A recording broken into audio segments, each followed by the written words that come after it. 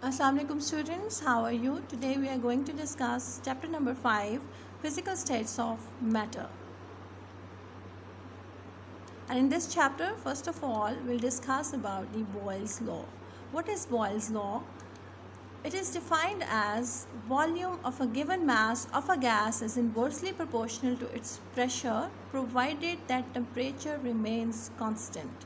इस डेफिनेशन का में आपको दो इम्पॉर्टेंट क्वांटिटीज़ नज़र आ रही हैं, वॉल्यूम, प्रेशर, ठीक है, और ये गैस के बारे में बात हो रही है। ओके, तो given mass of a gas हमारे पास है, उस गैस का जो भी वॉल्यूम होगा उस वॉल्यूम का प्रेशर के साथ रिलेशनशिप बताया जा रहा है कि गैस के वॉल्यूम का उसके प्रेशर के साथ इन्वर्स रिलेशनशिप है। What is the meaning of inverse relation? Inverse का मतलब है ऑपोजिट, उलट रिलेशन है।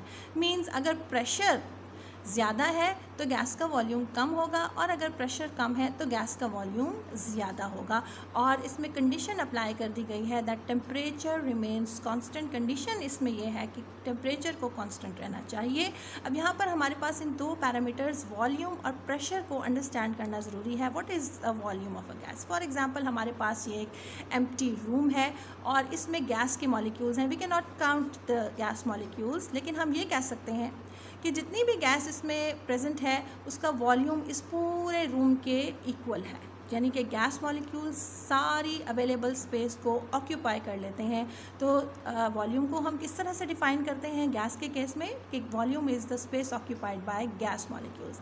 अगर हम रूम की जगह एक सिलेंडर की एग्जांपल ले लें तो सिलेंडर का जितनी भी अवेलेबल स्पेस होगी उसके अंदर प्रेजेंट गैस मॉलिक्यूल्स उस पूरी स्पेस को ऑक्यूपाई करेंगे, और हम कहेंगे कि गैस मॉलिक्यूल्स का जो वॉल्यूम है that is equal to the space of the cylinder. Okay, लेकिन अगर ये उस कंडीशन में है जब आपने गैस मॉलिक्यूल्स के ऊपर प्रेशर एक्सर्ट नहीं किया। अगर हम इसी सिलेंडर के ऊपर गैस मॉलिक्यूल्स के ऊपर प्रेशर एक्सर्ट करते हैं तो क्या होगा कि सारे के सारे गैस मॉलिक्यूल्स प्रेस हो जाएंगे और नीचे बेस पर इकट्ठे होंगे। अब यहाँ दूसरी फिगर में आप देखो कि गैस मॉलिक्यूल्स का वॉल्यूम क्या है, ये उतना ही वॉल्यूम है जितना उसको प्रोवाइड किया गया है। ठीक है, बाकी सारी स्पेस सिलेंडर की में से आपने प्रेशर एक्सर्ट करके गैस मॉलिक्यूल्स को नीचे कर दिया है। ठीक है, अब यानी क्या हो रहा है, आपने वॉल्यूम को कम कर दिया है, लेकिन कैसे कम किया है, प्रेशर को बढ़ा दिया है।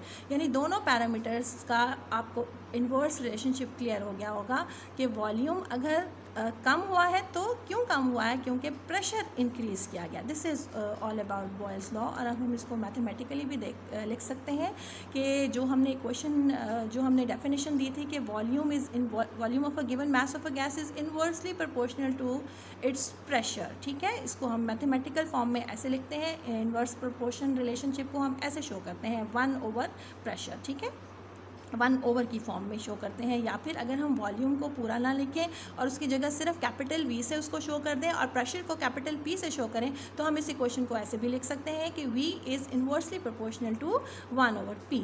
और हम इसको अगर हम प्रोपोर्शनैलिटी का साइन चेंज करेंगे इक्वालिटी के साइन के साथ तो हमारे पास हमेशा एक कांस्टेंट क्वांटिटी ऐड हो जाती है। और यहाँ पर जब हम इस इक्वेशन में प्रोपोर्शनैलिटी के साइन को इक्वालिटी के साथ चेंज करेंगे हमारे पास कांस्टेंट क्वांटिटी आएगी K। ठीक है, अब इसी इक्वेशन को कैसे बन जाएगी, V is equal to K/P। और हम इसको इक्वेशन को थोड़ा सा रीअरेंज अगर करते हैं तो P को यहाँ से आप उठाकर यहाँ पर ले जाएंगे, यहाँ पर डिवाइड हो रहा है, इस साइड पर जाकर मल्टीप्लाई होगा, तो इक्वेशन किस तरह ट्रांसफॉर्म हो जाएगी, PV या फिर VP is equal to K is a constant quantity. मतलब ये है कि प्रोडक्ट प्रेशर और वॉल्यूम का गैस के केस में हमेशा एक कांस्टेंट क्वांटिटी आती है। What is the meaning of product, यानी प्रेशर और वॉल्यूम को मल्टीप्लाई करने के बाद। तो इसको हम अगर ये कह दें कि हमारे पास product of pressure and volume is a constant quantity, ये जनरलाइज्ड इक्वेशन है। और अगर हम कहें कि हमारे पास इनिशियल प्रेशर यानी स्टार्ट में प्रेशर P1 था तो फिर इनिशियल वॉल्यूम क्या होगा, V1 होगा, तो इक्वेशन इस तरह हो जाएगी P1 V1 is equal to K। और अगर हम कहें कि फाइनल प्रेशर यानी हमने बाद में ज़्यादा प्रेशर अप्लाई किया that is equal to P2, और उसका जो P2 के अकॉर्डिंग जो फाइनल वॉल्यूम होगा that will be V2। Then इस इक्वेशन को हम इस तरह लिख सकते हैं P2 V2 is equal to K।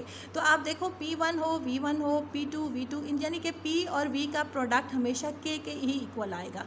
ये एक generalised mathematical form of Boyle's law है, यानी product of pressure and volume is a constant quantity. ठीक है, आप इसको देख लें, इसको हम एक और तरह से भी शो कर सकते हैं, इसकी डेफिनेशन लिख सकते हैं। The product of pressure and volume of a fixed mass of a gas is constant at a constant temperature. Okay, और इस चीज़ को हम जो है एक्सपेरिमेंटली प्रूव करने की कोशिश करते हैं कि क्या वाकई प्रेशर और वॉल्यूम का प्रोडक्ट जो है वो कांस्टेंट क्वांटिटी होती है।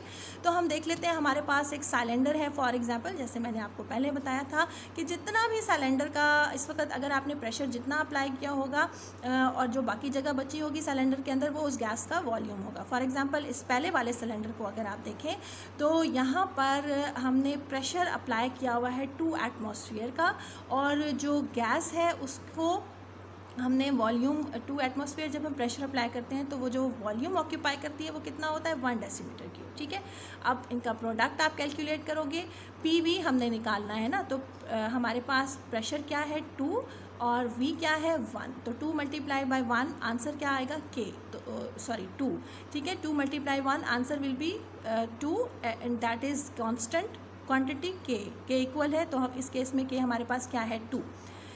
अब इसी सिलेंडर के ऊपर अगर आप प्रेशर इंक्रीज़ कर देते हो, यानी कि 2 की बजाय आप 4 एटमॉस्फेयर का प्रेशर अप्लाई करते हो, तो हम ऑब्ज़र्व करते हैं एक्सपेरिमेंटली कि जो वॉल्यूम है वो उसका 1 डेसीमीटर क्यूब से हाफ हो जाएगा। ठीक है, यानी आपने प्रेशर डबल कर दिया तो वॉल्यूम हाफ हो जाएगा। इन्वर्स रिलेशनशिप है ना, आप प्रेशर बढ़ा रहे हो वॉल्यूम कम हो जाएगा। ओके, तो अगेन हम प्रेशर और वॉल्यूम का प्रोडक्ट लेंगे, 4 मल्टीप्लाइड बाई 0.5 डेसीमीटर क्यूब। आप अपने कैलकुलेटर्स निकाल कर इसको कैलकुलेट करें, आंसर विल बी, क्या आंसर आएगा 4 multiplied by 0.5, answer will be 2, that is 2 is a constant quantity. तो अगेन हमने देखा कि हम प्रेशर को चेंज कर दिया है, लेकिन प्रेशर और वॉल्यूम का जो प्रोडक्ट है वो फिर भी हमारे पास कांस्टेंट क्वांटिटी आ रही है, दैट इज़ 2।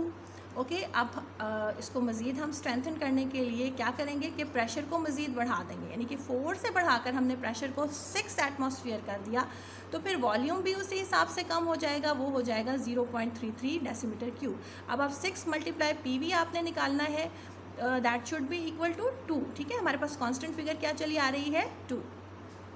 जैसे हम यहाँ पर इसको इतना सॉल्व कर चुके हैं, आप दोबारा देखें कि फ़र्स्ट फिगर के अकॉर्डिंग P1 हमारे पास 2 है और V1 हमारे पास 1 है, और इन दोनों का प्रोडक्ट क्या आएगा 2 एटमॉस्फेयर पर डेसीमीटर क्यूब। और दूसरी फिगर में हमारे पास P2 है और V2 हमारे पास 0.5 है, दोनों का प्रोडक्ट क्या आएगा 2 एटमॉस्फेयर पर डेसीमीटर क्यूब। अब हम थर्ड फिगर की बात कर रहे हैं, तो इसमें जो प्रेशर होगा that will B P3 multiplied by V3 and answer P3 क्या है हमारे पास 6 multiplied by 0.33, answer will be 2 atmosphere पर डेसीमीटर क्यूब। और लास्ट में हम अगर इसको मज़ीद प्रेशराइज करेंगे गैस का जो सिलेंडर है, तो क्या होगा, प्रेशर हमने मैक्सिमम अप्लाई कर दिया है, 8 एटमॉस्फेयर का प्रेशर अप्लाई कर दिया है, इससे ज़्यादा हम करेंगे तो सिलेंडर फट जाएगा, तो हमने इतना ही प्रेशर अप्लाई करना है।